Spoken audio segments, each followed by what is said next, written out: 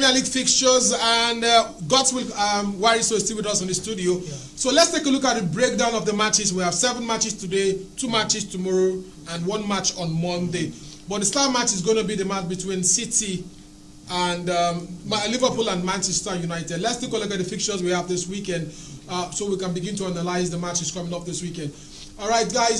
So Premier League, is it done and dusted for Arsenal? Well, no. Premier League is one of the toughest league in the world, and just like last season, you can only determine who carries the trophy at the last game. So kudos to Arsenal, but they must keep pushing. From game to game. Man City is also at their back, even if it's 5 points, of which I know they will bridge the gap by of course beating Newcastle, because Newcastle have not really been in form. You think Man City will beat Newcastle? Yeah, an easy game for them? Well, for the past 5 matches now, Newcastle has not won any game. It has been draw or the loss. So I believe that Man City have what it takes to get Newcastle off their back. All right, if we can look at the fixtures, these are the matches coming up today. Man City against Newcastle. So you're saying that Man City will win this match? Of course. All right, Arsenal against Bournemouth. Who's going to win this one? Of course, Arsenal will take their chances. Aston Villa, Crystal Palace. Aston Villa, Crystal Palace. I think that will be a draw. Brighton and West Ham. Brighton, West Ham. Obviously, Brighton will win West Ham. Chelsea and Leeds. Look, this could be the sacking game for Graham Potter. Honestly speaking, Graham Potter has not been good, But I think it's gonna be a turning point. I see that a turning point for Chelsea.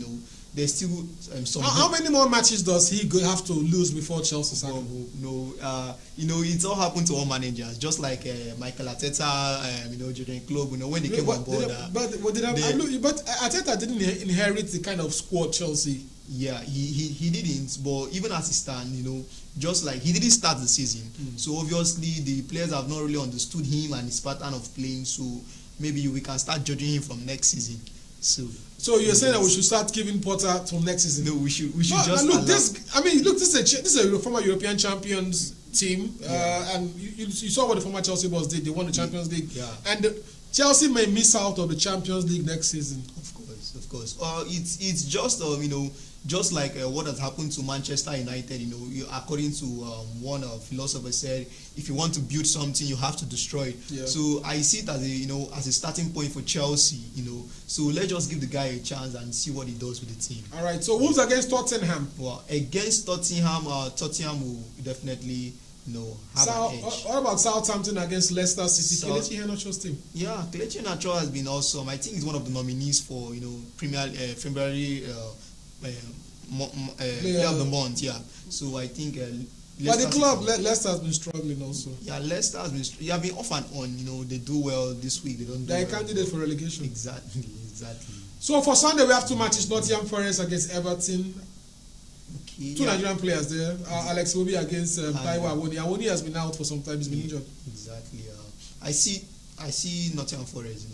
And then we have the big match on Sunday night. That's Sunday after church. That we call that one after church. After church. Liverpool against Manchester United. Wow, this is a big game, and honestly, with the form Manchester is, it's gonna be a big problem for Liverpool. But I give it to Manchester United.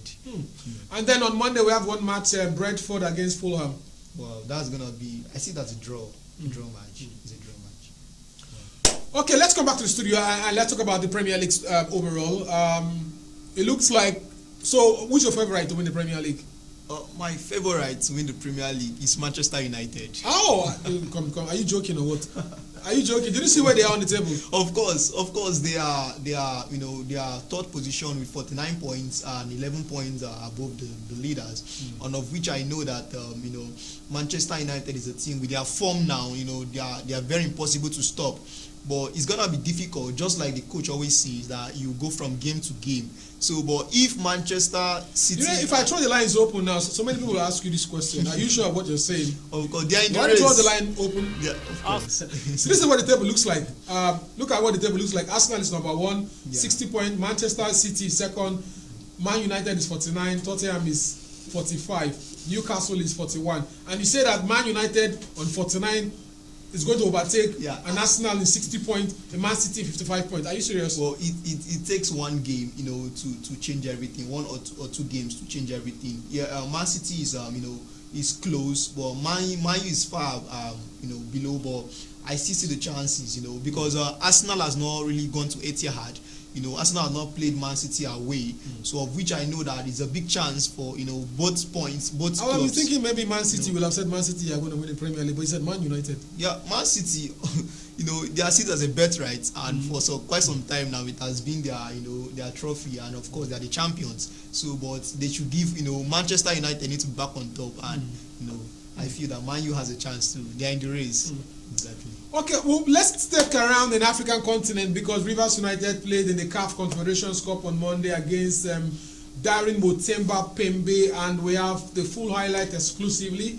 Let's take a look at that match between Rivers United and Daring Mutemba Pembe. Of Rivers United, the Nigerian, and he is the man suited and booted out in front of us. We're underway here in this one. Early bit of possession for the visitors through Onoja Joseph, whose shot trickles through to two wide players. In comes the delivery, right-footed, it's directly on goal. The Rivers United defender, and that's held forward. Godswill involved in the clearance there, but it'll come straight back with Motema Pembe threatening here. That's a good ball into a central position. Strike towards goal there from Monzinzi. Almost caught Victor out, who had to stop it. Referee not falling for the theatrics. There's a mix-up at the back, and he's brought down inside the penalty area. And the referee is going to show Gideon a second yellow card for diving, and he's been sent off. Rivers United are down to 10 men. What a cheap way to pick up your second yellow card. There was zero contact. He was actively trying to con Mohamed Adel El Said Hussein, the man in the middle. Duru Gideon has been given his marching orders. He will now miss the next match. Rivers United are down to 10 men.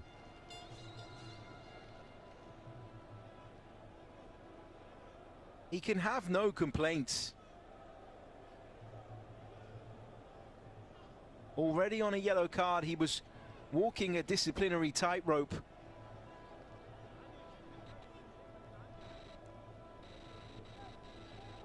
In his attempts to win his team a penalty kick, or should I say con the referee into giving one, he's landed himself in hot water. Ongala Liwanda, who's now on the bench, was down 3 or 4 times himself in the opening half an hour, so you could make the case that perhaps more time should have been added on. There is Kasareka.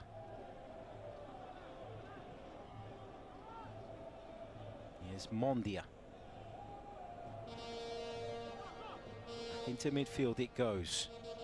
Doxa's chip ball over the top of the fullback was for Kasareka to chase. Too much on that. It runs out for a goal kick, and that is the half-time whistle here. Daring Club Motema Pembe 0, Rivers United 0, but it's the hosts who now have a man advantage after Gideon was sent off for a second yellow card offence. Simulation. Let's just say that Mohamed Adel El Said Hussein, the Egyptian referee, didn't take kindly to the players' attempts to manufacture a penalty kick. And we're back underway. There's an audacious attempt from the halfway line, trying to catch Victor out.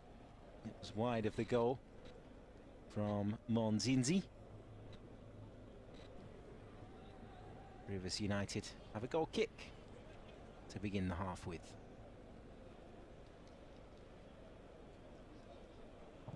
It's going to be launched upfield.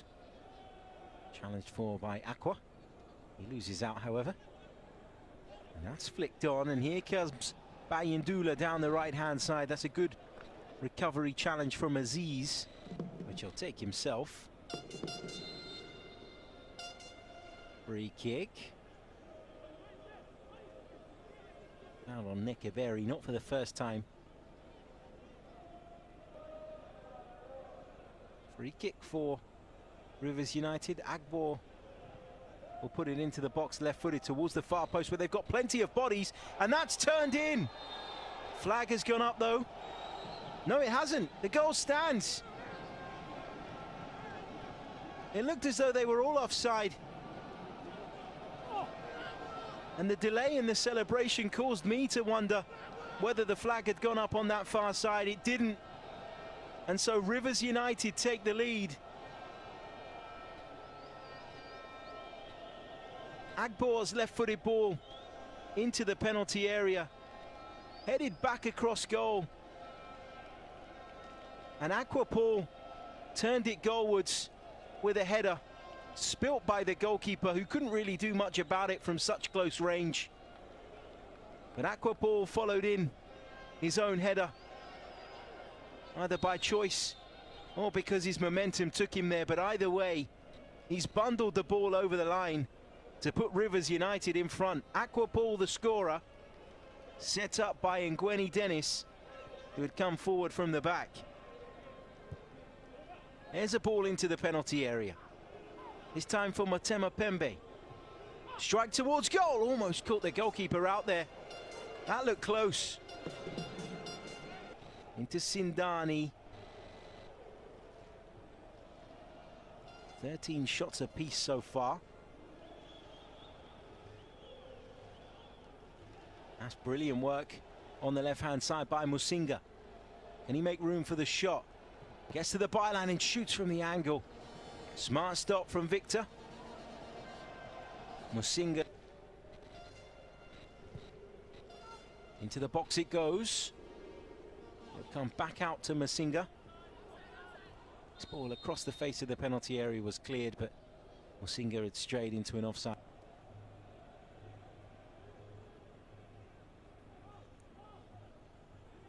That's helped on, and it ends up in the hands of Enforce the issue. That's a ball that was almost threaded in between the two defenders there. Here they come again. Musinga. Now Kanda chips it into the box. It might be brought down here, and that's Kayembe in towards the penalty area. That's won by Dennis. All right, you're welcome back, and that's the CAF Confederations Cup match between Rivers United and Daring Club Motema Pembe. And let's look at the talking points here. The Rivers United player who was sent off for simulating for diving for the red card. Let's look at that dive. Was it actually a red card? You look at that incident. Yeah, personally, I didn't see that coming. But the referees are, according to them, always right. Taking that decision. But I didn't see that coming. As a red card. He didn't kick. He missed kick. Yes. It was a tackle. Yeah. But since it was in the 18, and he just had to go for a penalty. So Rivers United played this match with 10 players. After this red card, and they still won this match with 10 players. Wow, they did very well. That's one thing about football. You must be organized. Even if you're down to 10 men, but you still have to cover the gap. They did well, boy. They did well. They played well. They're now top in that group. Wow. And they are favourite as one of the teams to progress to the semi-finals, because only the top two teams will progress to the next phase of the CAF Confederations Cup. They still have to play at SEC Mimosa. They still have to play the Congolese team Noah, the Black Devils, also not in Port Harcourt, because CAF refused to grant the Port Harcourt Stadium permit. So they are playing the matches in in Uyo, the Nest of Champions Stadium in Uyo. So that's where Rivers United are playing their CAF Confederations Cup match because of CAF permits. But let's stick around with Rivers United.